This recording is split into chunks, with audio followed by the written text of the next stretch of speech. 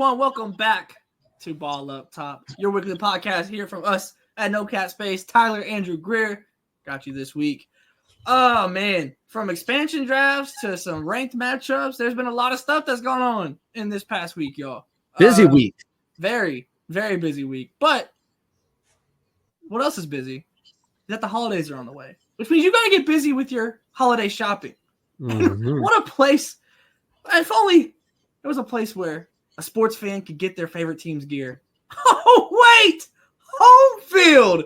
Oh, man, we love our friends at Home Field where you can use code NOCAT15 to get 15% off your first purchase at the link in the description below.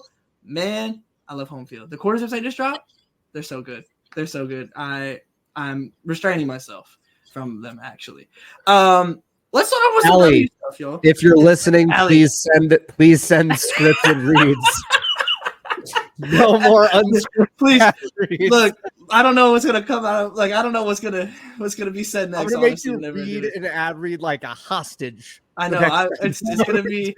I'll do it. You know, for Home Field, anything. You can kidnap me as long as it's in that new Army Navy merch that dropped this anything. week. Anything. Just put a Home Field shirt under my Christmas tree and I'm good to go. But now let's start with some W stuff, y'all. We now have the best idea that we could possibly have going into free agency with the Valkyries now going to the expansion draft, them picking the players that they want to pick. Let's get into just right now, kind of as a free agency checkpoint in a way.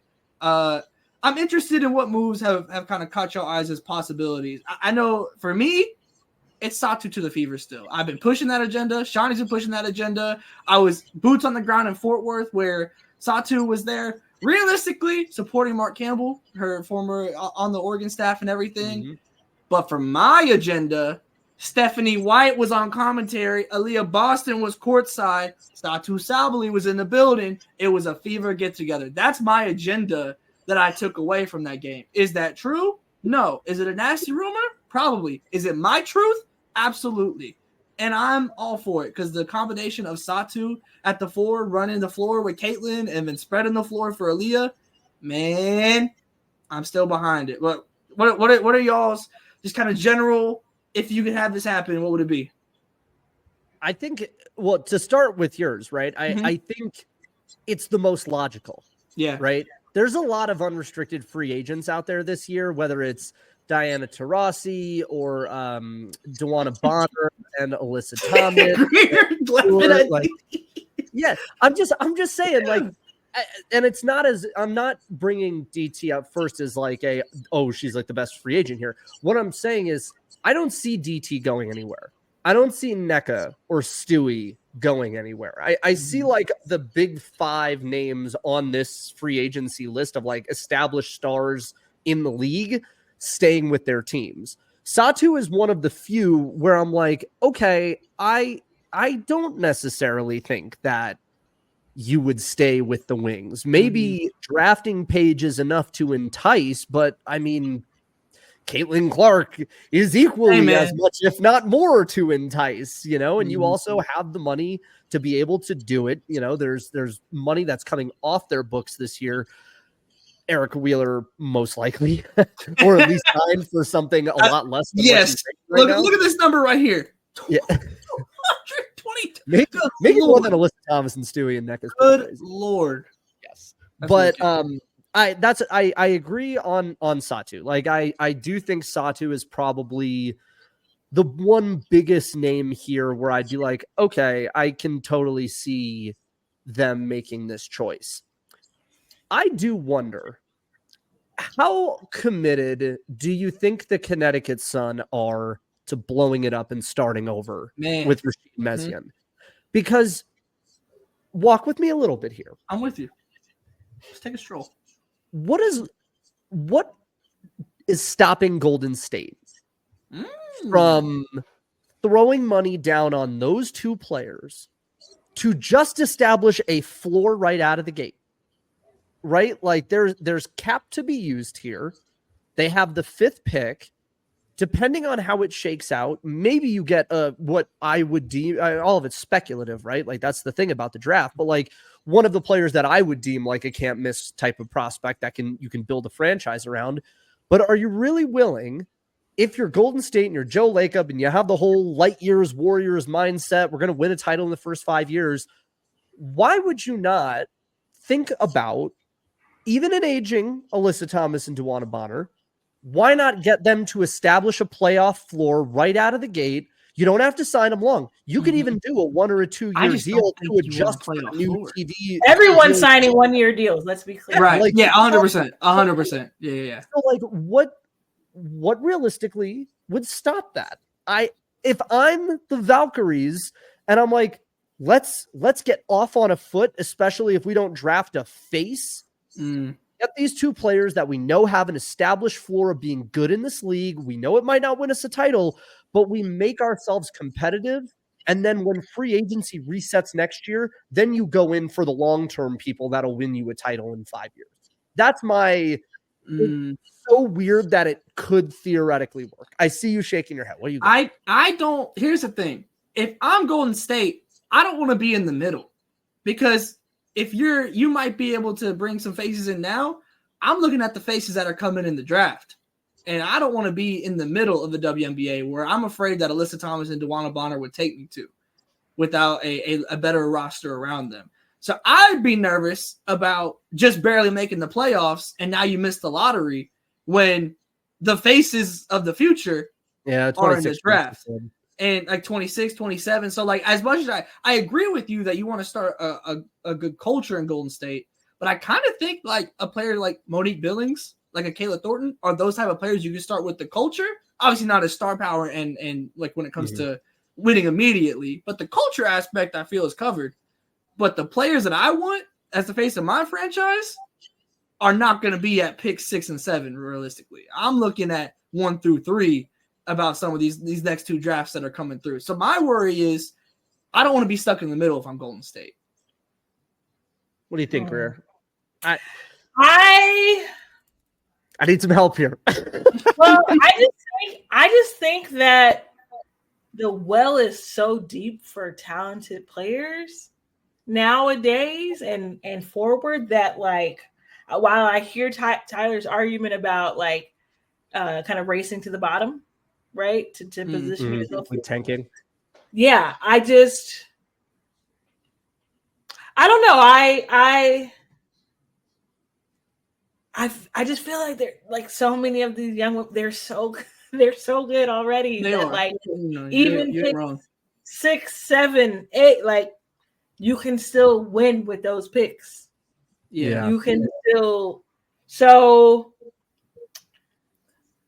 I think out of the gate, being a destination for free agents for Golden State is like a massive win. Yeah, for sure. Because I think this, right? Like the way I take the Warriors analogy, right? Because it sounds like their ownership is really interested in the idea of trying to replicate that in any way you can. Yeah. So clearly there is some desire to build through the draft here. But when were the Warriors at their most like fuck you Death Star?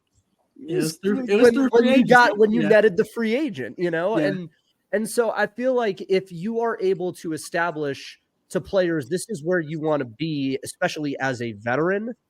I mean, Richard's draft has got Haley Van Lith going at 5 to Golden State. And I like the pick. I actually think she kind of comported herself pretty surprisingly well against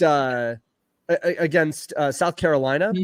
And I think the thing outside of her even is going 1 through 5 here, or, you know, I'll go 4 through 7 or 8 on his list, just so we get the first 3 out of the way, because Paige is not dropping to 5. Let's be very clear about that.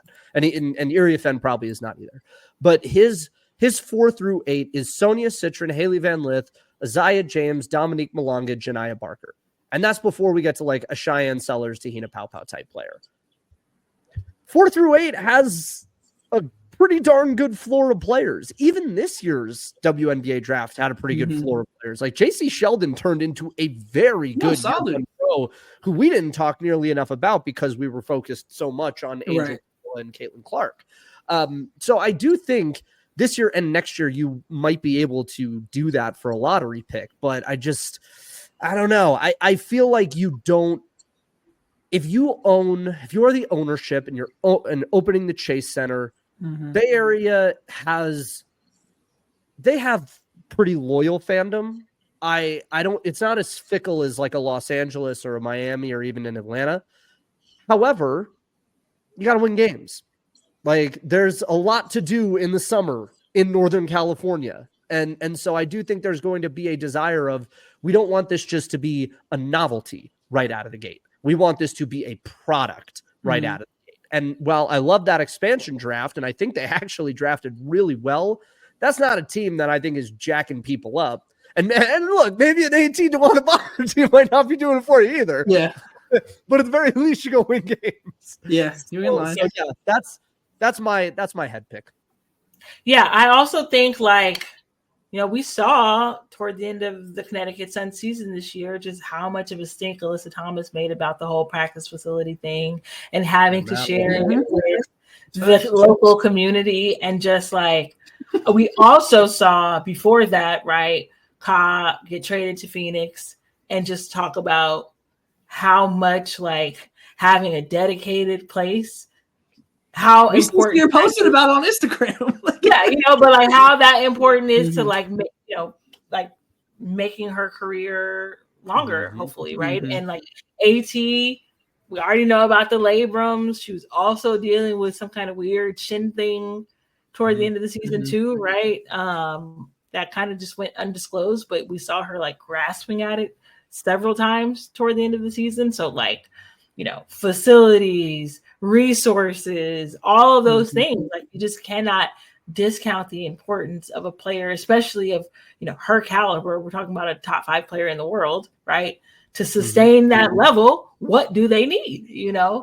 And well, on top of that, it very much does feel like they are a package deal these days. So yeah, for sure. That goes without saying. Yeah. But you made a great point too, and I hadn't considered just the mental side of it. I mean, look, think about the end of the Fever series, right? What was being said about fans in their own arena?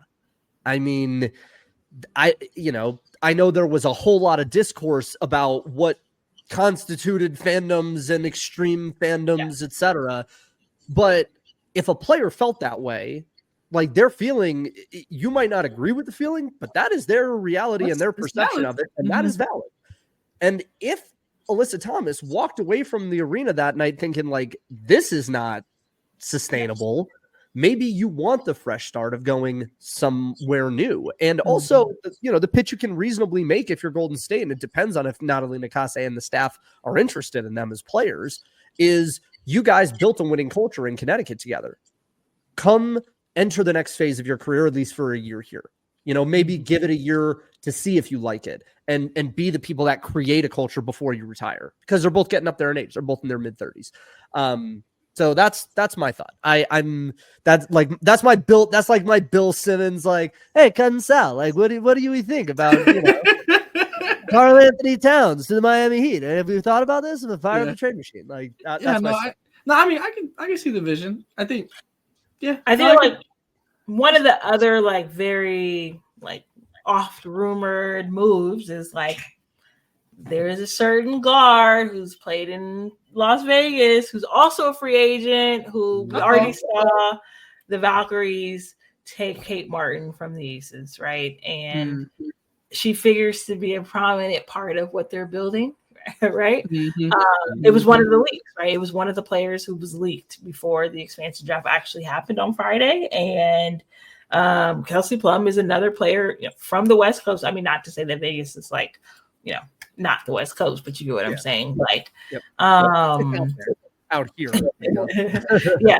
But she's given Vegas everything, as far as I'm concerned.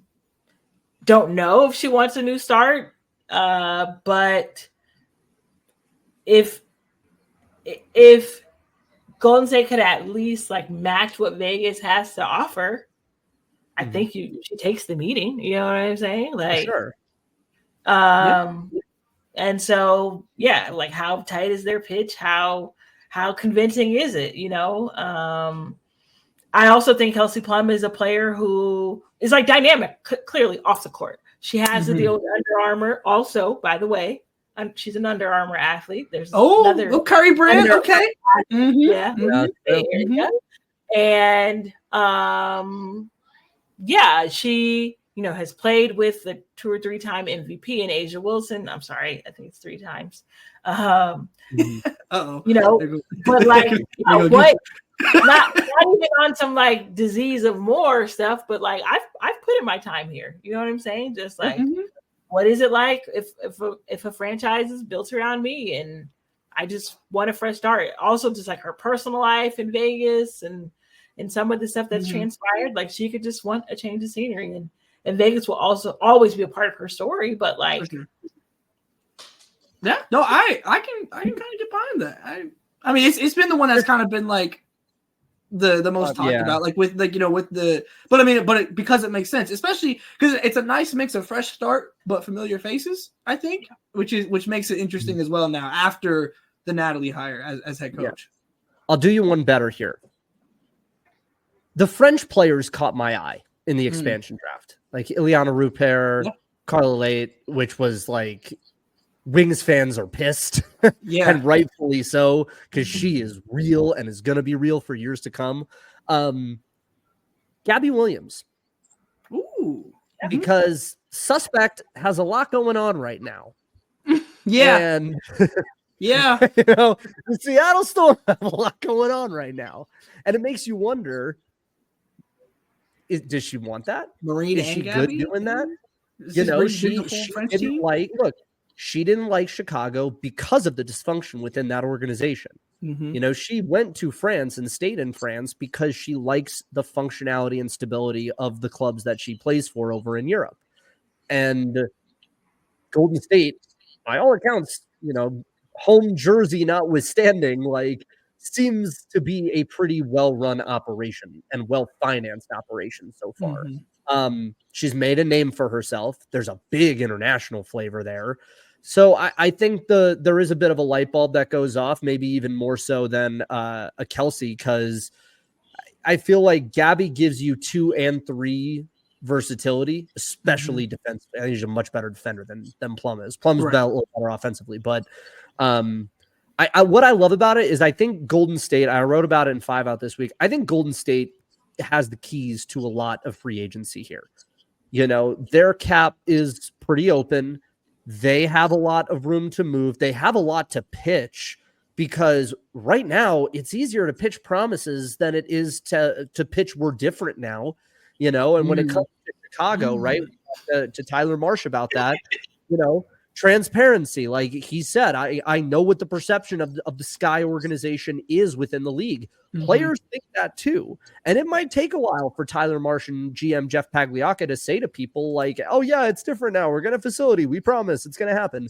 Whereas Golden State can literally say like, look, blank canvas. Like we don't even know what we don't know yet. Like come and find out. And that might be a more enticing free agency pitch to some people. Kennedy Carter is up on the list. I think she's a restricted free agent. Yes. So that will be an interesting one to follow to see if Chicago decides that they want to hang on to her or not. I know that we had a lot of people asking in our interview with Tyler, like, why did we not ask about the Kennedy Carter piece? Had we shot that after expansion, I think it probably would have been a more fair game. And I, you two know this, you were there, so this is more to the audience than anything. But before we shot that expansion, the expansion draft hadn't happened yet, so it didn't seem to make sense to ask him something that he didn't necessarily know yet, because all of free agency now was pegged to that expansion draft, and we even kind of touched on it before we went on of like, hey, do we know anything on these ends? He's like, we're going to find out after Friday. And look, I think it's fair for people. Like we can be accountable. This is no cap space, right? I probably could have asked at least the question of what his interpretation of her game was, just to kind of glean something out of that. At the same time, if you don't know and you're a coach, you're going to give coach speak. They're a great player. They work hard. I watched them this year. They were excellent. Like, I wouldn't have expected his answer to be much different than that had we asked, but there was a rationale for not asking the question. Mm-hmm. But now that we know that, there is a handful of people that are now off rosters and on Golden State, now we can open up that question of what happens to Kennedy Carter. Yeah. I feel like I gotta throw a Valkyrie one out there too. I said on the post game, and this is just like really like Watt pattern, but Neko Ogwumike going back to the Bay is my. I would be shocked, but they don't really have like Rupert is like their like kind of lone center right now. Like that's like kind of in the similar vein as like you won a championship, you've done it. You can come in and do it here. If the Seattle, I think it's a big if on just like what's going on in Seattle and like how does everyone individually feel going forward in Seattle. Like I'd be shocked if Neko left, frankly, but that's my other nasty rumor to start. Also, Jewel getting traded to Golden State. Yeah, no, 100%. Like, I mean, it's still completely on the table. Like, just because it didn't happen in the expansion draft does not mean that is impossible to happen going forward, which would be super, super interesting. When do we think